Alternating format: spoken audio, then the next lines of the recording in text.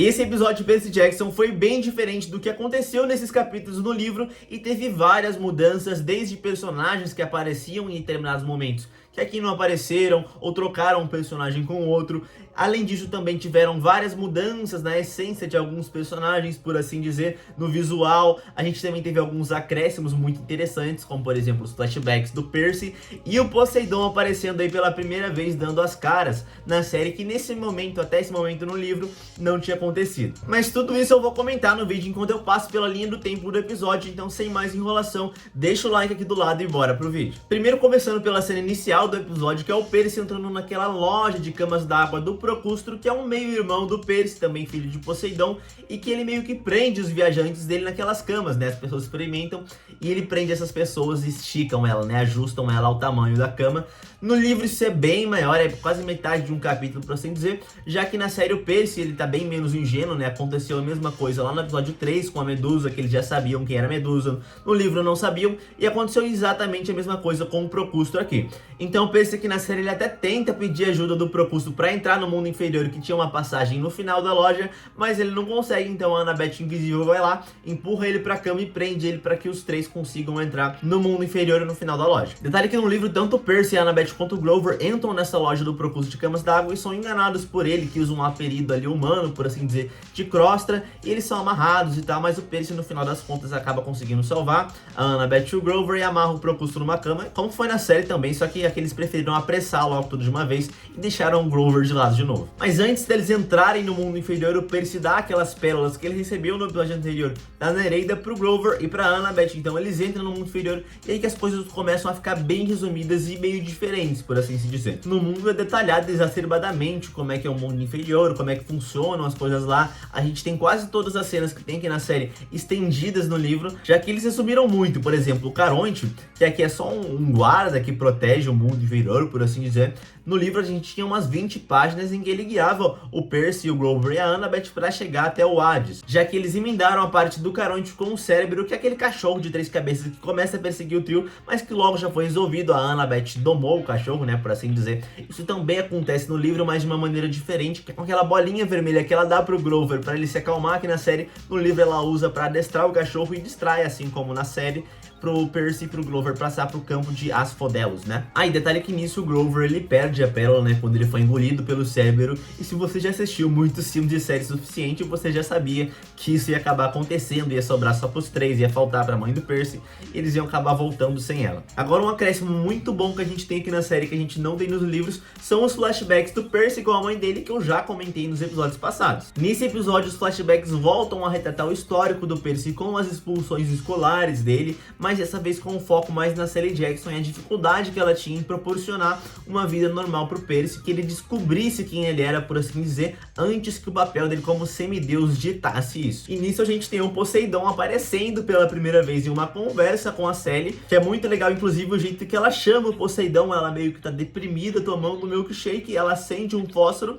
joga dentro do copo e faz a oferenda dela, e logo depois o Poseidon aparece abrindo a porta atrás e meio que estimula ela a não desistir, por assim dizer. Voltando pro trio, eles têm que passar pelo campo de Asphodelos antes de chegar até o Hades, e que é basicamente um campo onde as pessoas que têm arrependimentos de fazer algo ou de não fazer algo ficam presas, e nisso a Annabeth fica presa e é obrigada a usar aquela pérola para sair dali antes do Percy e do Grover. Agora, qual que é o arrependimento da Annabeth a gente não sabe ainda, mas muito provavelmente é algo relacionado com o pai dela. Nisso, Percy e o Grover continuam no caminho até Hades, até que o Grover ele é puxado pela Maia, que é aquele tênis que o Luke deu pro Percy usar, até um buraco gigante dentro do mundo inferior. Mas o Percy consegue salvar o Grover, e nisso também ele descobre que dentro da mochila dele tinha o raio mestre dos Zeus. E nisso a gente descobre o plot twist da série, né? Pelo menos parte dele, porque quem deu a mochila pro Percy foi o Ares, que meio que planejou uma armadilha ali para que os deuses desconfiassem que foi o Percy que pegou o raio mestre, quando na verdade foi uma outra pessoa que a gente vai descobrir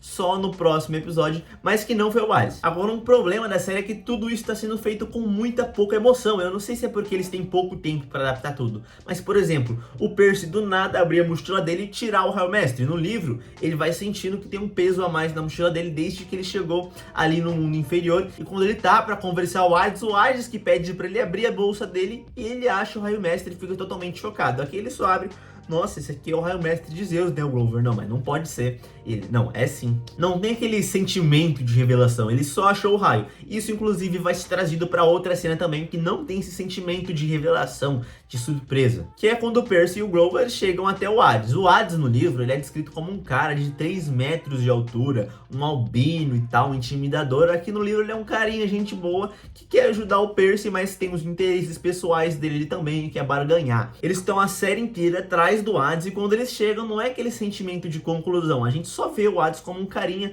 meio gótico, meio hippie, que tá com a mãe do Percy ali, mas que também tem pouca relevância na trama inteira. Mas aqui no diálogo com o Hades a gente tem sim algumas informações importantes, como por exemplo o fato do elmo dele ter sido roubado. O elmo, para quem não se lembra, tem o poder de tornar a pessoa invisível, e por isso que ele tá atrás do ladrão de raios, porque ele acredita que a mesma pessoa que roubou o raio, roubou o elmo dele. Isso a gente também descobre que o Cronos, que é o pai de todos os deuses, que é uma das cabeças que tá por trás de tudo isso, por causa do rancor dele pelos filhos, e o Percy só deduziu isso por causa que eles foram sugados para aquele buraco, que ele deduziu também que seria o Tártaro, e que o Cronos está aprisionado no Tártaro e triturado lá também, por assim dizer. Eu não entendi muito bem esse lance, se é só por causa de rancor. Vai ser obviamente mais envolvido e terminado, né, concluído no próximo episódio. Eu não cheguei nessa parte no livro ainda, e no livro, quando termina, quando eles saem do mundo inferior, eles nem sabiam que era o Cronos que estava no meio de tudo ainda. Mais um motivo aqui que a gente vê a falta de emotividade dentro da série, que é uma revelação de literalmente quem tá por trás de tudo não ter peso nenhum. A gente nem sabe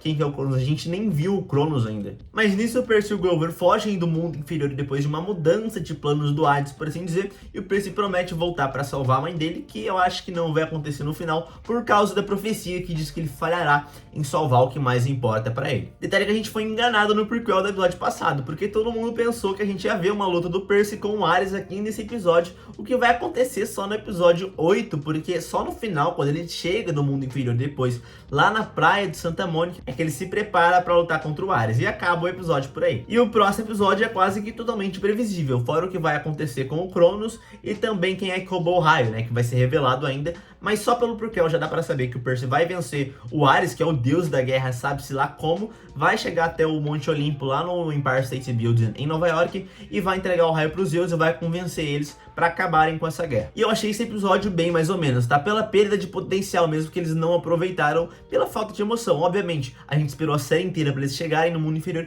mas as revelações que a gente teve aqui, que é basicamente quase um plot twist inteiro, não teve peso. Eu não senti a mesma coisa que eu sinto lendo o livro, descobrindo, ficando chocado, surpreso, eu não senti aqui na série. Então eu acho que é o segundo pior episódio da série, se não for o pior. E outra coisa também que a gente tá tendo bastante ação poupada, né, nesse mesmo padrão que a série inteira tá seguindo, só que já é o penúltimo episódio da série, né, era pra ter mais ação, e vamos guardar tudo pro último episódio. Tomara que eles façam uma luta melhor do Percy contra o Ares e que não seja um negócio de 1 minuto, acabou, pronto, fomos pro Empire State Building em Nova York. Comenta aqui embaixo o que você achou do episódio, se você concorda comigo, se você discorda, se você achou o melhor episódio da série, porque teve o Hades, teve revelações, enfim. Eu não curti, talvez seja porque eu tenho alavancado muitas das minhas expectativas depois de ler o livro, mas a gente se vê na próxima semana no último episódio de Percy Jackson, que lança dia 30 de janeiro, às 11 horas no Disney+.